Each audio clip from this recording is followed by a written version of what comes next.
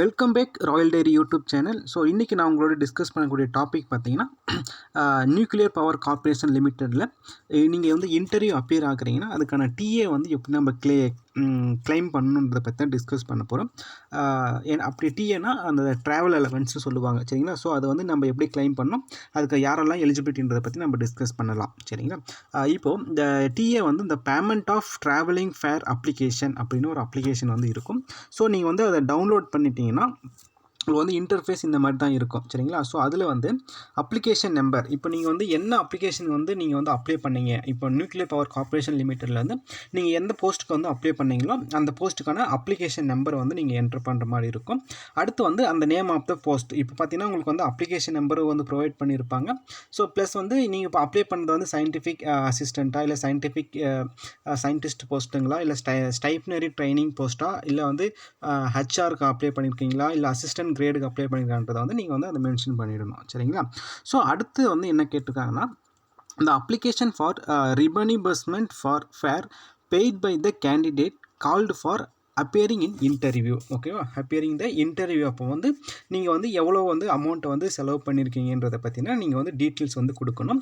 இதில் வந்து பாருங்கள், நேம் ஆஃப் த கேண்டிடேட், இதில் வந்து உங்களுடைய நேமை வந்து பிளாக் லெட்டரில் எழுதணும், அதாவது கேப்சல் லெட்டரில் உங்களுடைய நேம் வந்து இங்கிலீஷில் வந்து நீங்கள் வந்து எழுதணும்.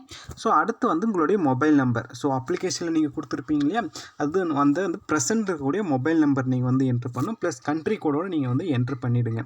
அடுத்து வந்து பர்மனெண்ட் அட்ரஸ், ஓகேங்களா? பர்மனெண்ட் அட்ரஸ் வந்து பார்த்தீங்கன்னா நீங்கள் வந்து அப்ளிகேஷன் ஃபார்மில் என்ன அட்ரஸ் கொடுத்தீங்களோ அந்த அட்ரஸை வந்து ஃபில் பண்ணிவிடுங்க. அதுக்கப்புறம் கரஸ்பாண்டன்ட் அட்ரஸ், இதுவும் வந்து பார்த்திங்கன்னா நீங்கள் வந்து அப்ளிகேஷன் ஃபார்மில் என்ன கொடுத்தீங்களோ ஸோ அதை வந்து கொடுத்துடுங்க, சரிங்களா? ஸோ அடுத்து தான் வந்து ரொம்ப முக்கியமானது என்னென்னா, ஸோ நீங்கள் என்றைக்கு ட்ராவலை வந்து ஸ்டார்ட் பண்ணீங்க, உங்களுக்கு வந்து ட்ராவல் வந்து என்றைக்கு முடியுது, உங்களுடைய ஹோம் டவுனில் டு இன்டர்வியூ அப்பியரன்ஸ், இன்டர்வியூ முடிச்சுட்டு நீங்கள் வீட்டுக்கு வந்த தூரம் தான், சரிங்களா? அது from two places, okay, from two. அடுத்து வந்து mode of the travel. So சில இடத்துல நீங்கள் வந்து ரயிலில் பயணம் பண்ணியிருப்பீங்க, சில நேரத்தில் பஸ்ஸில் ட்ராவல் பண்ணியிருப்பீங்க, சில டைமில் வந்து ஃப்ளைட்டில் ஏரில் வந்து ட்ராவல் பண்ணியிருப்பீங்க, இல்லைனா ஆட்டோ டாக்ஸி எனிவேர். ஸோ அதில் வந்து நீங்கள் வந்து என்னன்றதை வந்து லிஸ்ட் ஒன் பையாக நீங்கள் வந்து மென்ஷன் பண்ணிடணும். அடுத்து வந்து கிளாஸ், நீங்கள் வந்து ஃபஸ்ட் கிளாஸா, செகண்ட் கிளாஸா, தேர்ட் கிளாஸா, இல்லை அன்ரிசர்வ்டா, இல்லை ஜென்ரலாக ட்ராவல் பண்ணிங்களான்றதை வந்து மென்ஷன் பண்ணிவிடணும். இதோடைய டிக்கெட்டோடைய நீங்கள் புக் பண்ணிட்டீங்கன்னா உங்களுக்கு ஒரு டிக்கெட் நம்பர் கிடைக்கும், இல்லைனா பிஎன்ஆர் நம்பர் கிடைக்கும், கண்டிப்பாக கம்பல்சரி இருக்கும், ஓகேவா?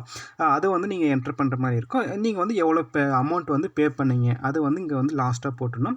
ஸோ அடுத்து வந்து கிராண்ட் டோட்டலில் வந்து பார்த்தீங்கன்னா எவ்வளோ வந்துச்சுன்றதை வந்து நீங்கள் வந்து வேட்ஸில் வந்து நீங்கள் வந்து எழுதிடணும், சரிங்களா? ஸோ இதுதான் இந்த வந்து நீங்கள் வந்து சர்டிஃபை பண்ணணும். இது எல்லாமே கரெக்டு தான், நான் கொடுத்துங்கிற டீட்டெயில் எல்லாமே கரெக்டு தான்.